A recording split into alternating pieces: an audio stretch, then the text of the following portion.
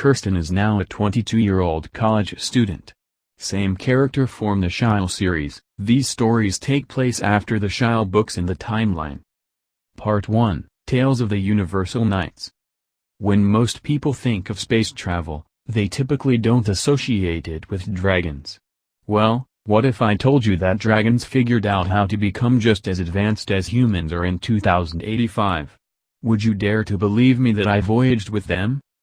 Well, welcome to the journeys of the Universal Knights. We are a band of knights sworn to chivalry to protect the universe from injustices. We protect the weak, fighting off those who threaten the freedom of others. I'm Kirsten, a leader among the Universal Knights. Not by choice, no, but by duty. It's my job to find others worthy of the responsibilities I hold and that I must keep away from public knowledge. I was soaked from heavy rain, even with my armor covering most of my cotton-based black clothing. Even though my armor was light and quite comfortable, it was definitely not waterproof. I was a bit worried about rust, but the metals were made to withstand the weather. Nonetheless, I was cold and soggy on an unfamiliar world past sunset. My tiny emergency flashlight did little to help me see my navigation system on the small screen of my watch. I wore it on my right side, screen on the inside of the wrist. It went over my gomulets. Intergalactic transmissions were not entirely reliable, not yet. Patrick was working on placing satellites to run the routing through, but progress was slow. Frustrated, cold, and a bit on edge, I decided that navigation would have to be done in a more primitive manner. I gazed up at the night sky, hoping to find a star or something to point me in the right direction to the portal. I worried that it had been left on, that the natives on this world would wander through the active gate. I wasn't sure what kind of life forms existed here, but one thing was for sure, I didn't want any more hostile life rampaging Earth.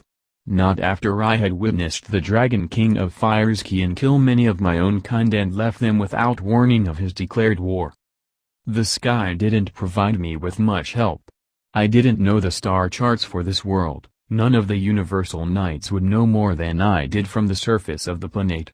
Still, I wondered about this strange place, but fear of being discovered confined me to the shadows. I definitely wasn't up for being interrogated by a species I'd never before encountered. I wasn't even sure if I had been given the right coordinates by Patrick for the world I was to be guarding today. Well, of course, today was relative, given it was getting later in the evening hours of darkness here. It was only 20 or 30 minutes into my assignment, and I already had my regrets about accepting it. It was miserable conditions like this that caused me to question Patrick's judgment in making assignments.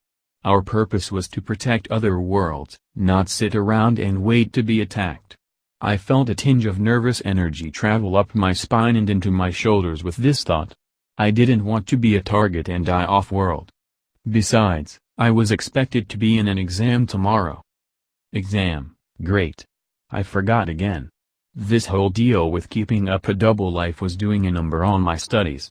The universe never seemed to need saving when it was convenient. Yeah, don't even get me started about the Dragiels, they are never considerate of my study schedule.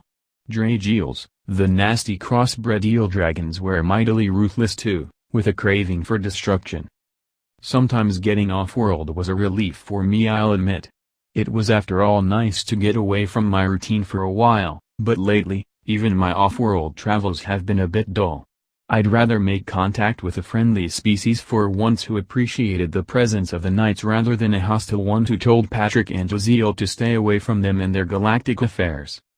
My mind worried about something that wasn't of any relevance to this planet, yet to my future. Grades determined everything. They determined where I could live, what I could eat, how I got around. Grades were a direct link to lifestyle on Earth. I don't suppose any life form here in the darkness who was entrusted into my care would understand that though.